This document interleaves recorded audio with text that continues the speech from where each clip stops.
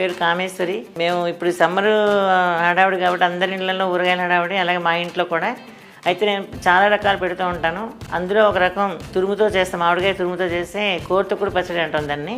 అది మీకు నేను ఎలా చేయాలో చూపిస్తాను. తురుము పచ్చడి చేసుకోవడానికి కావాల్సిన పదార్థాలు ఏంటంటే, ముందుగా మామిడికాయతో చేసుకుని తురుము కావాలి, అలాగే సాల్ట్, ఆవాలు మెంతులు వేయించిన పొడి, పప్పు నూనె కావాలి, దీనికి కారం, ఇంగువ, ఆవాలు మెంతులు కావాలి. కోడితుక్కుడు పచ్చడి చేసే విధానం ఏంటంటే, ముందుగా మనం మామిడికాయల పీలతో మనం చెక్కు తీసేసుకుంటాం. ఇలాగా చెక్కు తీసేసుకున్నది ఇలాంటి తురుము చేసేదాంతో మనం తురుము తయారు చేసుకోవాలి. తయారు చేసుకున్న ఇలాంటి తురుముని మనం సాల్ట్ వేసి, దాంట్లో ఉన్న రసం అంతా సాల్ట్ వేసి కలిపాక మెత్తగా అయిపోయి జ్యూస్ వచ్చేస్తుంది. దాన్ని ఏం చేయాలంటే, జ్యూస్ని విడిగా ఈ తురుముని విడిగా చేసి రెండు ఎండలో పెట్టాలి. ఒకరోజు ఎండాలి, పొద్దున్న సాయంకాలం దాకా ఎండాలి. ఎండాక మనం ఏం చేయాలంటే, ఆవాలు మెంతులు వేయించి ఇలా పొడి కొట్టుకోవాలండి. ఇలా ఆవాలు కొంచెం 2 స్పూన్లు, మెంతులు 1 స్పూను, ఎక్కువ వేస్తే చేదు వస్తుంది. అవి వేయించి పొడి కొట్టుకున్నాక, ఇప్పుడు మనం తురుము చేసి తయారు చేసి పెట్టుకున్నది సాల్ట్ వేసాక మనకి అది మెత్తబడి ఒక జ్యూస్లా మెత్తబడిపోతుంది. జ్యూస్ విడిగా తురుము విడిగా చేసుకుని ఎండలో పెట్టుకోవాలి. ఒకరోజు బాగా ఎండేసరికి ఇలా డ్రైగా అవుతుంది. అయిన దాన్ని మనం ఇలా గిన్నెలో వేసేసుకుంటాం. తర్వాత ఈ జ్యూస్ ఉంది కదా, దాంతోపాటు వచ్చింది, అది కూడా ఎండలో పెట్టాం కాబట్టి దీన్ని కూడా దీంట్లో పోసేసుకోవాలి. ముందర మనం పోసేసుకున్నాక ఈ ఆవాలు 2 స్పూన్లు, మెంతులు 1 స్పూను కలిపి వేయించి చేసిన పొడి ఇది. ఈ పొడి మనం ఇందులో ఒక 2 స్పూన్లు వేస్తాం. తర్వాత ఇంగువ సువాసనతో ఉంటేనే పచ్చళ్ళు బాగుంటాయి. ఏటికేడాది నిలవ ఉంటుంది. మనం ఈ చేసే పద్ధతిలో తడి చేయి తగలకుండా ఉప్పు సమానంగా వేసుకుంటే ఏ పచ్చడి సరే సంవత్సరం అంతా పాడవదు.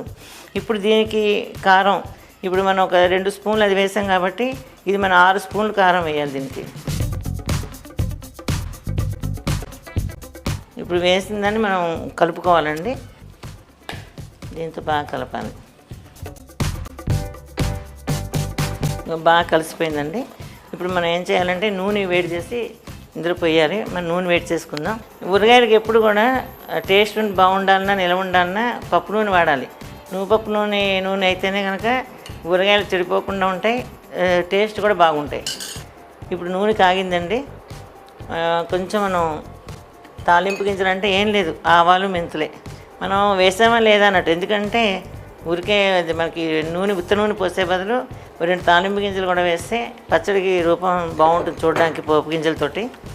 ఇంగువ మనం ఎప్పుడు కూడా ముందరే కలుపుకున్నాం కాబట్టి మనం ముందర ఎక్కువ వేయక్కర్లేదు. కాకపోతే నూనెతో కాగిన ఇంగువ ఎక్కువ సువాసనగా ఉంటుంది కాబట్టి ఇంగువ నూనె కాచి పోస్తామన్నమాట చివరిన. నూనె చల్లారిందండి, మరీ ఎక్కువ వేడి లేదు, అలా అని చెప్పేసి మరి చల్లారిపోలేదు. ఇలా కొంచెం వేడిగా ఉన్నప్పుడే మనం నూనె ఇలా పోసుకుంటే కనుక పచ్చడి ఎలా నలుగులు వచ్చినట్టుగా అవుతుంది. ఆ వేడి చాలు పచ్చడి కోసం. చూడండి, పచ్చడి అంతా నూనె అంతా లాగేస్తుంది. ఎందుకంటే ఊట తడి ఉంది కదా, ఆ తడి మీద ఈ వేడి నూనె పోసేసరికి మొత్తం పచ్చడి అంతా నూనె పీల్చుకుంటుంది. కానీ ఇది కోడి తొక్కుడు పచ్చడి అంటే మనం అన్నంలోకి కొంచెం ఘాటుగా ఉండాలి కాబట్టి మనం ఇందులో బెల్లం వేయట్లేదు. ఇప్పుడు చల్లారింది కాబట్టి పచ్చడి మనం బౌల్లోకి తీసేసుకుందాం. పచ్చళ్ళు అనేవి మధ్యతరగతి వాళ్ళ ఇంటికి అమృతం లాంటివి, ఆదరవులాగా ఒక అమృతం లాంటివి కాబట్టి మనం బద్దకించుకోకుండా పెట్టుకోవాలి. ఇవి మళ్ళీ ఇంకో పచ్చడితో మళ్ళీ కలుస్తాం మిమ్మల్ని అందరినీ.